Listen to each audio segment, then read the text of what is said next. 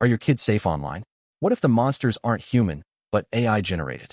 A global ring distributing AI-generated child sexual abuse material, or CSAM, has just been busted.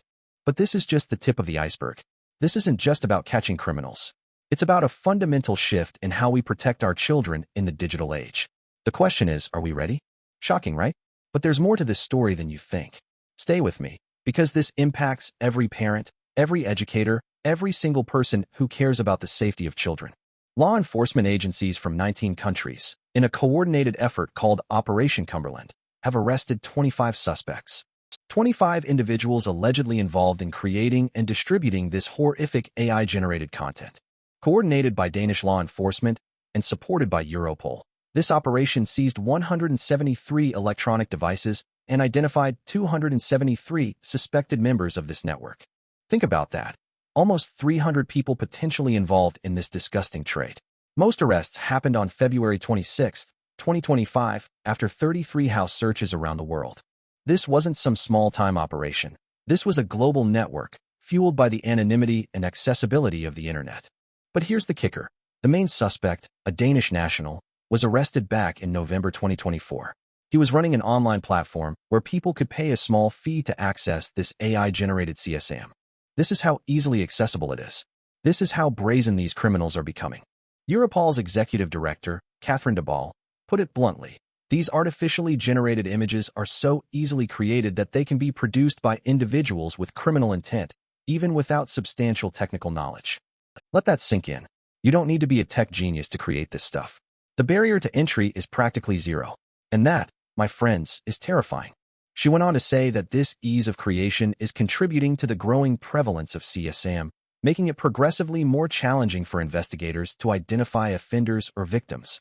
We're drowning in a sea of digital filth, and the tide is only rising. This isn't just a law enforcement problem. It's a societal crisis. We need to understand the technology behind this, and we need to act fast. Let's break down the tech. We're talking about generative AI, specifically diffusion models like Stable Diffusion and DALL-E 3. These models are trained on massive datasets of images, and they can be prompted to create new, realistic images based on text descriptions. Now, the criminals are using prompt engineering, a technique to manipulate these models to generate CSAM. They are using tools like GANs, generative adversarial networks, to refine the images and make them even more realistic. This is not some futuristic technology. This is readily available, off-the-shelf software.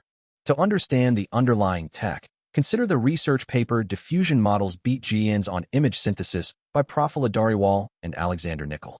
They demonstrate the power and efficiency of diffusion models in generating high-quality images. This is the same technology being weaponized by these criminals. The scariest part? This technology is only getting better, more accessible, and harder to detect. Now, here's where things get complicated. There's a huge debate raging about how to regulate AI. On one side, you have those who argue for strict regulations, saying that we need to control this technology before it spirals out of control. They point to cases like this AI-generated CSAM as proof that AI is too dangerous to be left unchecked. They advocate for things like mandatory watermarking of AI-generated content and strict licensing requirements for AI developers. On the other side, you have those who argue that strict regulations will stifle innovation and that we need to allow AI to develop freely. They argue that AI has the potential to solve some of the world's biggest problems, and that we shouldn't throw the baby out with the bathwater. They advocate for things like self-regulation by the AI industry and focusing on education and awareness. So who's right? Is it possible to strike a balance between protecting children and fostering innovation? That's the million-dollar question. And the answer is not easy. To get some clarity, use the red teaming approach. This involves simulating attacks on AI systems to identify vulnerabilities. It's like stress testing AI to see where it breaks. This method gives us real, tangible data to base our decisions on. It's not just about opinions, it's about evidence. Microsoft is also in the crosshairs here. They recently named multiple threat actors linked to a global cybercrime gang, tracked as Storm 2139, who are accused of creating malicious tools designed to bypass generative AI guardrails. These tools allow the creation of illicit content, including celebrity deepfakes. This raises serious questions about the responsibility of tech companies to prevent the misuse of their technology. Are they doing enough? Can they do more? This isn't just about writing better code. It's about ethical responsibility. It's about understanding the potential for harm and taking proactive steps to prevent it. Microsoft, you're on the clock. The world is watching. So what can we do? How can we fight back against this growing threat? First, we need to support law enforcement efforts like Operation Cumberland. We need to give them the resources and the tools they need to track down these criminals. Second, we need to demand greater transparency and accountability from tech companies. We need to hold them responsible for the misuse of their technology. Third, we need to educate ourselves and our children about the dangers of AI-generated CSAM. We need to teach them how to spot fake images and videos, and we need to create a culture of zero tolerance for this kind of abuse. Fourth, Europol has the Stop Child Abuse, Trace an Object initiative. This helps people provide information that can help cases of child sexual abuse by recognizing objects linked to the investigations. This initiative has helped identify 30 victims until November 2023, leading to the arrest of 6 offenders. Get involved. Make a difference. Every tip, every report, every act of awareness can help. This is a fight we can't afford to lose. And now, let's switch gears and take a quick look at other cybercrime headlines making waves today. First, police headquarters is warning against scams using fake India Post SMS links. Don't click those links. They're after your personal data. Puducherry police uncovered a massive 50 rupees crore cryptocurrency scam. Be wary of high-return crypto investments. Ghaziabad, an 82-year-old woman lost 9 rupees lakh in a digital arrest scam. Always verify requests for money, especially from unknown sources. Tripura police arrested a 5-member fraud gang involved in ATM and bank scams.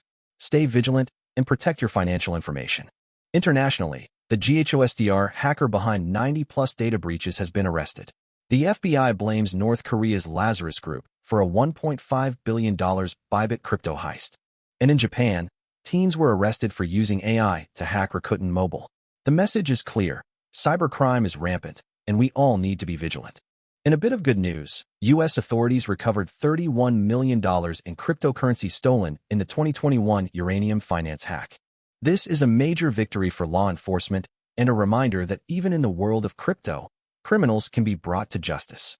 The funds were stolen in 2 attacks in April 2021, resulting in losses of over $53,700,000. Blockchain intelligence firm TRM Labs aided in tracking and recovering the stolen assets. If you were a victim of this hack, contact uranium victims at shi.dhs.gov to claim your portion of the recovered cryptocurrency. This shows that even after years, stolen funds can be recovered and justice can be served. In other tech news, Microsoft has confirmed that Skype will be shut down in May after 14 years. Users will be asked to switch to Teams free with all their contacts, call logs, and messages automatically migrated. Skype will remain available until May 5, 2025, giving users time to transition. This marks the end of an era for one of the original video calling platforms. Also, Microsoft Office 2024 is here.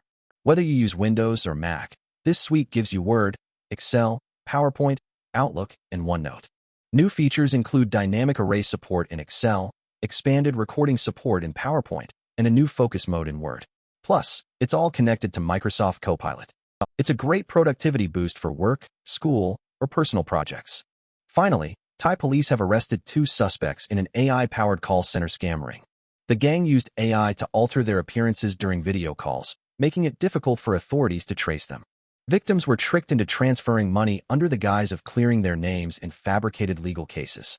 The call center gang operated out of an 18-story building in Phuket, Cambodia. This highlights the growing sophistication of call center scams and the need for international cooperation to combat such crimes effectively. Be extremely cautious of unsolicited calls or messages, especially those demanding immediate payment or personal information. And in Rajasthan, India, police have arrested 30 individuals involved in a 30 rupees crore cyber fraud during Operation Cyber Shield. The suspects were not only engaged in executing cyber fraud, but were also training others in advanced techniques to deceive victims. This operation highlights the proactive measures being taken to combat cybercrime and protect citizens from financial fraud.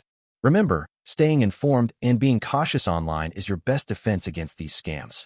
The world is changing at an exponential pace. AI is transforming every aspect of our lives, and with that comes new opportunities and new dangers. The AI-generated CSAM ring is a stark reminder of the dark side of this technology. We need to be vigilant. We need to be informed. And we need to work together to protect our children and our communities. What are your thoughts on this? Do you think AI regulations are necessary? Or Or do you think they will stifle innovation? Let me know in the comments below. And don't forget to like and subscribe for more updates on the latest tech news and trends. Stay safe out there, and I'll see you in the next video.